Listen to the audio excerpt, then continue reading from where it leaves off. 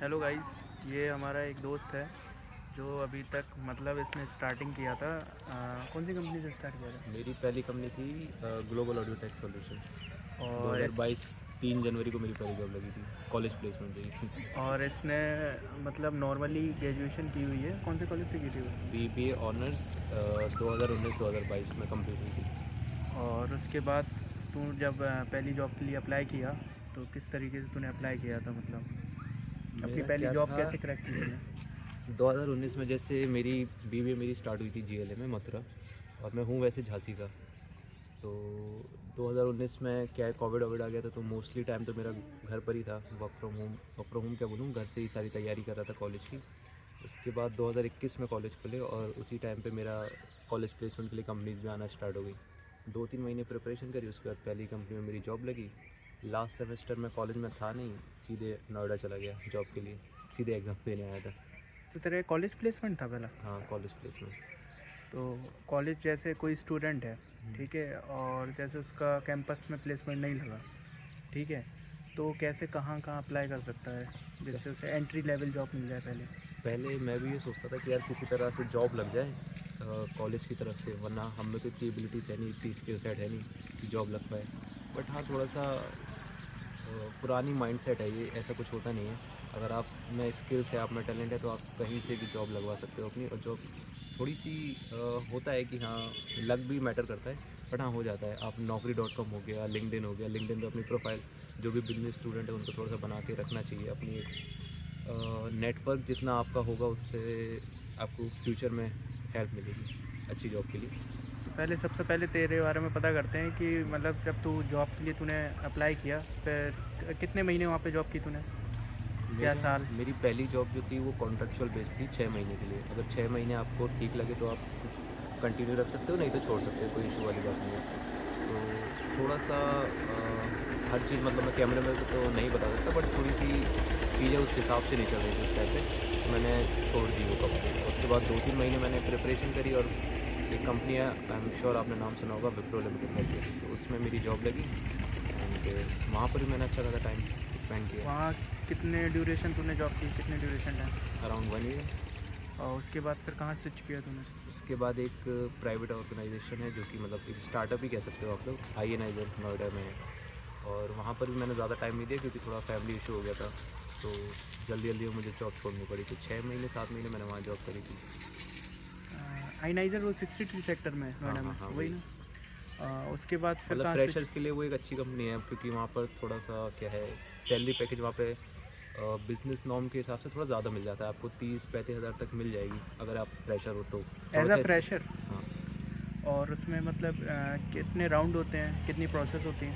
आई में if I am not sure, but somewhere around 3 to 4 process रहती हैं? Process दी interview, interview होते हैं? राउंड्स, राउंड्स होते HR हैं? और फिर एप्टीट्यूड, ये सब चीज़ें। आई में जैसे आई में किसी को इंटरव्यू देने जाना, तो मतलब क्या उसमें जो स्टेप रहते हैं, जो मतलब स्टेप बाय स्टेप जो फाइनली जॉब 1 या 2 दिन के अंदर ले सके? तो आई में क्या है, थोड़ा सा अगर आपका थोड़ा सा जान पहचान है तो थोड़ा काम आसान हो जाता है। मेरा एक दोस्त था आई में पहले से ही, तो उसने मुझे रेफ़र किया था। मैं ऑफिस गया, इंटरव्यू दिया, करीब 4-5 घंटे तक मेरे 3 इंटरव्यू चले, और उसके बाद 2 दिन बाद मेरा GD हुआ, और 4-5 दिन बाद मेरा मतलब फ़ाइनल हो गया कि हाँ, you are joining the organisation. पहला और दूसरा तीसरा राउंड कौन लेता है? मतलब पहला HR लेता राउंड? पहला एक लड़का था, मेरे को आज भी उसका नाम याद है, मोहित शर्मा करके कोई बंदा था, और मतलब ठीक बंदा था। उसने इंटरव्यू लिया, करीब 10-15 मिनट में उसने बता दिया कि हाँ, you are eligible for this job and role. उसके बाद एक फ़ीमेल लड़की थी, और वो मैनेजर थी? I am not sure about that, but हाँ, कोई सीनियर ही थी। तो मतलब प्रोसेस क्या रहती है? पहले HR राउंड होगा, फिर मैनेजर राउंड होगा हाँ, मतलब? पहले HR फिर मैनेजर। ठीक है। फिर उसके बाद एक एप्टीट्यूड टेस्ट देना पड़ता है आपको, जिसमें जनरल रीजनिंग क्वेश्चन हो गई, आपकी थिंकिंग स्किल कैसी है, आपकी कम्युनिकेशन स्किल्स कैसी हैं, इंग्लिश कैसी है, ये सब चीज़ें चेकआउट होती है। अगर आप 70% 72% इतना क्राइटेरिया कुछ है उस टाइम पे, अब तो शायद बढ़ गया होगा, तो उसको अगर आप फुलफ़िल कर लेते हो तो या you are eligible for the job. Offer letter कब तक मिल जाता है? मेरे केस में मुझे 2 से 3 दिन में मिल गया था। 2 से 3। और उसके बाद जैसे आई की बात, आप कहाँ पे हो रिसेंटली, कौन सी कंपनी में? अभी मैं जैनपेक में हूँ। आई एम वेरी ग्रेटफुल कि जैनपेक जैसी कंपनी में काम कर रहा हूँ। It's been more than 1.5 year I am working here. And मेरा क्या है, इंटरनेशनल प्रोसेस है, मतलब एमएनसी है, बाहर की ऑर्गेनाइजेशन में मैं काम कर रहा हूँ और अच्छा चल रहा है। जैसे एक बात बता, जैसे अगर कोई टीयर 2 टीयर 3 सिटी से आया हुआ इंसान है, ठीक है, गांव से है, ठीक है, उसने नॉर्मल से उसने बीएससी किया हुआ है, बीए किया हुआ है, जनरली लोग वहाँ के वही सपोज पेपर करते हैं। उसके बाद उसे अगर कॉर्पोरेट में एंट्री लेनी है तो कैसे, मतलब क्या वो कौन सी स्किल डेवलप करे, कैसे वो जल्दी से जल्दी कॉर्पोरेट में एंट्री ले सकता है? देखिए मतलब इतना तो मुझे नहीं पता, लेकिन 4 साढ़े 4 साल मैंने काम किया, तो अपने एक्सपीरियंस से बताऊंगा। सब लोग मतलब मेरे छोटे भाई बहन हैं। और सबसे इम्पोर्टेंट मेरे हिसाब से तो होता है कम्युनिकेशन और कॉन्फिडेंस। अगर आपकी कम्युनिकेशन अच्छी है, अगर आप 4 लोगों के बीच में बैठ के बात कर पा रहे हो, अगर आप इंटरनेशनल क्लाइंट के बीच में बैठ के प्रेजेंटेशन दे पा रहे हो, तो आई थिंक कि डिग्री इतनी मैटर नहीं करती है। आपके 50% 60% भी हो तो किसी को कोई लेना देना नहीं है। अब में स्किल है तो आपकी जॉब लग ही जाएगी। कम्युनिकेशन होनी चाहिए, थोड़ी सी कमांड होनी चाहिए चीज़ों पे। 4 लोगों के सामने आप बैठे हो तो लगे कि हाँ कोई सीनियर बंदा है, इतना है तो बस हो जाएगा। और जैसे मतलब कॉर्पोरेट की डार्क रियलिटी क्या है, अगर जैसे कोई कॉर्पोरेट में एंट्री कर लेता है, और तुम्हें तो आई थिंक 3 साल का एक्सपीरियंस हो गया होगा, 4 से ज़्यादा ही है। अच्छा 4 ईयर्स का एक्सपीरियंस हो गया, तो मतलब अभी तक तुम्हें पर्सनल जो एनालाइज किया तुमने, उसमें तुम्हें क्या समझ में आया? ठीक है, तो जब मैंने प्राइवेट जॉब ज्वाइन करी थी, तो जैसे मेरे फादर हैं वो भी मतलब एक रेलवे एम्प्लॉय हैं, और उन्होंने हमेशा से कहा है कि मतलब प्राइवेट सेक्टर में मत जाओ, गवर्नमेंट में ही घुसो। तो प्राइवेट सेक्टर में क्या है, थोड़ा सा एक मिसबिहेव है लोगों को, एक थोड़ी सी क्या बोलते हैं आप, धारणा है कि कभी भी जॉब से निकाला जा सकता है, फिर जॉब नहीं है, पैसे कैसे कमाओगे, ईएमआई कैसे भरोगे, गाड़ी कैसे लोगे, वगैरह वगैरह। तो ऐसा जनरली तो नहीं होता है। हाँ, ऐसा नहीं बोल रहा हूँ कि होता ही नहीं है, हो सकता है कि 1000 में से किसी एक के साथ, 2 के साथ हो, बट जनरली ऐसा नहीं होता है। लेकिन हाँ, अगर आपकी जॉब चली भी जाए किसी रीज़न की वजह से, तो आप दूसरी कंपनी में तो ऑब्वियसली अप्लाई कर सकते हो। आपको 30%, 40%, 50% तक हाइक मिल सकती है अगर आप में स्किल सेट है तो। गवर्नमेंट में ये अपॉर्चुनिटी आपको नहीं मिलने वाली, आपको भी पता है। तो थोड़ा सा प्राइवेट में रिस्क तो रहती है कि हाँ आपको जॉब से निकाल देंगे, लेकिन आपके और रास्ते भी खुल जाएंगे दूसरी कंपनीज़ के लिए, और जॉब की कोई कमी नहीं है कॉर्पोरेट में। अगर जैसे कोई बंदा है, उसने कोई अगर जेन्युइन कंपनी में लग गया, विप्रो में लग गया आई थिंक, तो अगर उसे फास्ट ग्रोथ चाहिए, सैलरी हाइक चाहिए, तो उसे 6 मंथ या 1 ईयर में कब स्विच करना चाहिए जिससे उसकी जॉब भी स्टेबल रहे और अच्छी मतलब फास्टली उसे सैलरी हाइक मिलती रहे? अगर आप फ्रेशर हो और पहली कंपनी अगर आपने ज्वाइन करी, तो आई थिंक 1 साल तो आप काम करो वहाँ पर। 1 साल के बाद आपको मार्च के अराउंड मोस्टली सारी कंपनी हाइक देती है, इंक्रीमेंट देती है। 7 से 8%, 12% तक हाइक मिल जाएगी आपको। 12% हाइक मिलने के बाद आप कम से कम 3 महीने वहाँ पर रुको। क्योंकि दूसरी कंपनी जब आप ज्वाइन करोगे तो वहाँ पर आपको लास्ट 3 मंथ की सैलरी स्लिप ज्वाइन करनी, मतलब अटैच करनी पड़ती है। जब आपकी सैलरी बढ़ जाए, 3 महीने काम करो, 3 महीने की सैलरी स्लिप दिखाओ, उसमें आपको 30%, 50% हाइक मिल जाएगी। तो ऐसे ही करते करते लोग अपनी पोजीशन बढ़ाते हैं, पोजीशन के साथ साथ अपनी सैलरी बढ़ाते हैं। अब इसमें एक प्रॉब्लम ये होती है कि जब आपने कंपनी स्विच करी तो आपको सेम पोजीशन पर ही रखते हैं। अगर मान लो मैं प्रोसेस डेवलपर हूँ, दूसरी कंपनी में गया तो वहाँ पर भी मैं प्रोसेस डेवलपर ही हूँगा। अगर मेरा इस कंपनी में प्रमोशन हो गया और प्रोसेस डेवलपर से मैं टीएल बन गया या फिर मैं असिस्टेंट मैनेजर बन गया, तो दूसरी कंपनी में भी मैं असिस्टेंट मैनेजर ही रहूँगा। तो ये एक थोड़ा सा बीच में एक गैप आ जाता है, जो कि आपको थोड़ा सा देखना पड़ेगा। कंपनी टू कंपनी वाइज थोड़ा सा डिफ़र करता है। अंशुल, मेरा एक क्वेश्चन था, ठीक है, अगर जैसे कोई गांव का बंदा है, ठीक है, नॉर्मली जनरली लोग वहाँ के बीए वगैरह करते हैं, बीएससी कर लेते हैं हम्म। ज़्यादा ज़्यादा, ठीक है, अगर उसको कॉर्पोरेट वर्ल्ड में विप्रो जैसी ऑर्गेनाइजेशन में जॉब चाहिए है, तो ऐसा तुम्हें एज आ एक्सपीरियंस हो चुका है 4 साल का कॉर्पोरेट में, तो ऐसी क्या टिप्स दोगे कि उसकी जॉब लगने के चांसेस ज़्यादा बढ़ जाएँ? देखो, सबसे पहले तो ये चीज़ दिमाग से निकालनी पड़ती है कि ये बहुत बड़ी कंपनी है, विप्रो है, जेनपैक्ट है, असेंचर है। ये ऐसा नहीं होता है कि ये बहुत बड़ी कंपनी है तो हमें क्यों हायर करेंगे। होंगी बड़ी कंपनी, लेकिन हम भी कुछ कम थोड़ी हैं, हमें भी तो स्किल्स हैं, हमारे नाम पर ही भी तो कंपनी हमें हायर कर सकती है। लोगों के घर तक आती हैं ऑफर लेटर लेके कि भैया हमारी कंपनी ज्वाइन कर लो। तो आपको थोड़ा सा अपनी, जैसे कि मैंने पहले भी बताया, ऑफ कोर्स कम्युनिकेशन और अपने ऊपर एक थोड़ा सा कॉन्फिडेंस होना चाहिए कि हाँ मैं लायक हूँ इस चीज़ के लिए, इसलिए मैं इस कंपनी में आ रहा हूँ।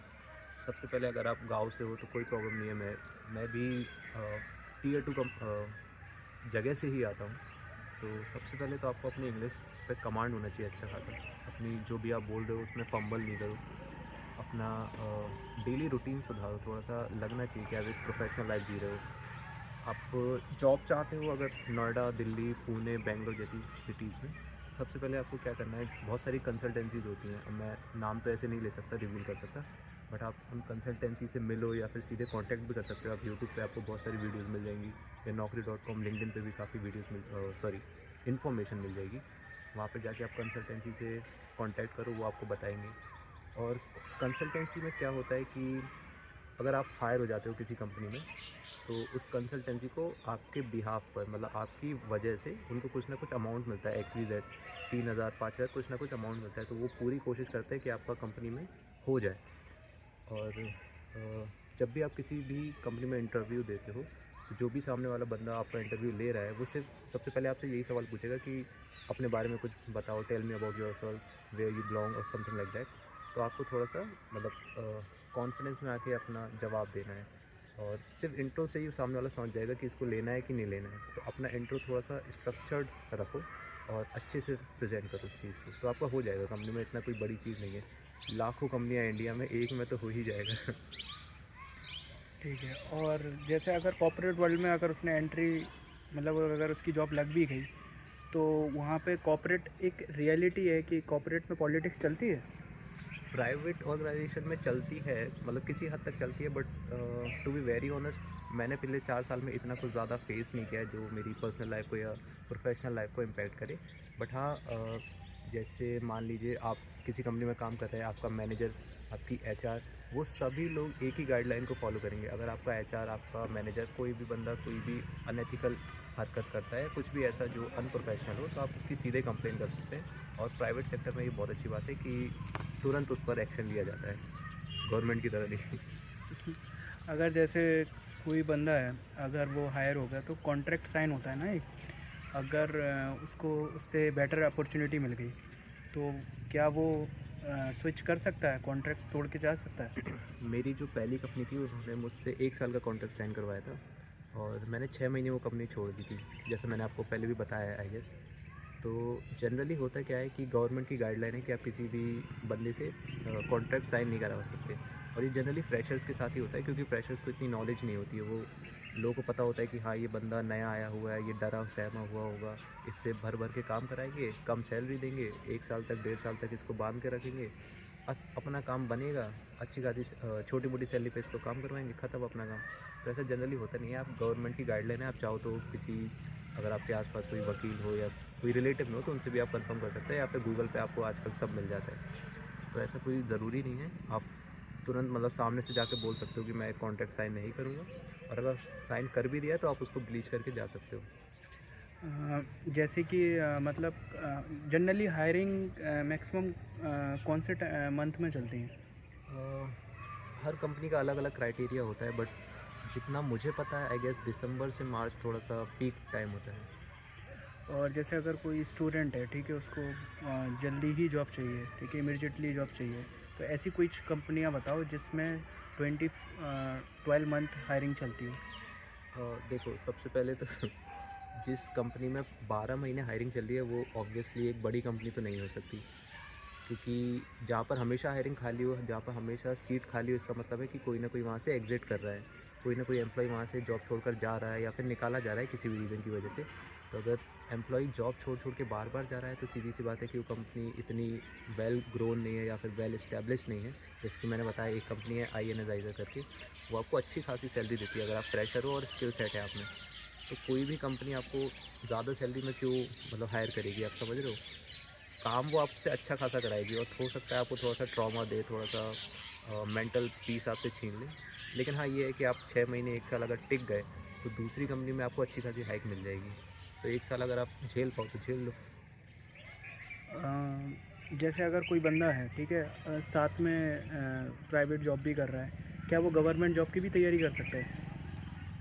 अब जैसे मैं अपनी बात करूँ, तो जैसे मैंने बताया, मैं जैनपेट में जॉब करता हूँ, वो मेरा वर्क फ्रॉम होम चल रहा है पिछले 1.5 साल से, और मेरे पास मतलब काफ़ी अच्छा खासा टाइम रहता है घर पर फ्री।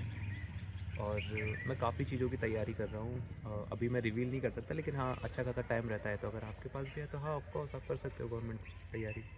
लोगों का बहुत कंसर्न रहता है कि जैसे अगर नोएडा में जैसे वो जॉब कर रहे हैं, ठीक है, अगर उन्हें वर्क टू होम चाहिए तो एज़ अ फ्रेशर या 1 ईयर के बाद एक्सपीरियंस के बाद वो कैसे वर्क टू होम के लिए अप्लाई कर सकते हैं?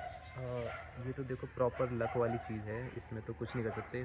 जहाँ तक मुझे पता है फ्रेशर्स की जॉब तो नहीं लगने वाली वर्क फ्रॉम होम में। बट हाँ, 1-2 साल अगर आपने जॉब कर ली है, आपने अच्छा खासा नाम कमा लिया है इंडस्ट्री में, तो चांसेस बढ़ जाती है, समय के साथ साथ चांसेस बढ़ जाती है। चलो अंशुल, मैंने पूछ लिए जो भी क्वेश्चंस पूछने थे। मेरा लास्ट ये क्वेश्चन है कि अगर जैसे किसी को जॉब की रिक्वायरमेंट है, ठीक है, तुम एक्सपीरियंस बंदे हो, ठीक है, अगर किसी को जॉब चाहिए हो तो तुम रेफ़र कर दोगे इसको? जो मेरी ऑडियंस है अगर वो कमेंट करती है सर मेरे को जॉब चाहिए। चलो ठीक है, एक काम करते हैं, मैं अपना ईमेल एड्रेस तुम्हें दे देता हूँ, अपने ठीक डिस्क्रिप्शन है। में ईमेल एड्रेस डाल देना। हाँ, जिन मैं लोगों की भी डिस्क्रिप्शन में जॉब डाल। की रिक्वायरमेंट है, आप मुझे सीधे वहाँ पे टच कर सकते हैं, कांटेक्ट कर सकते हैं अपना रिज्यूमे के साथ। मैं देखूँगा अगर कुछ पोस्ट खाली हुई तो आई विल मेक श्योर कि आपको जॉब लग जाए। ठीक है।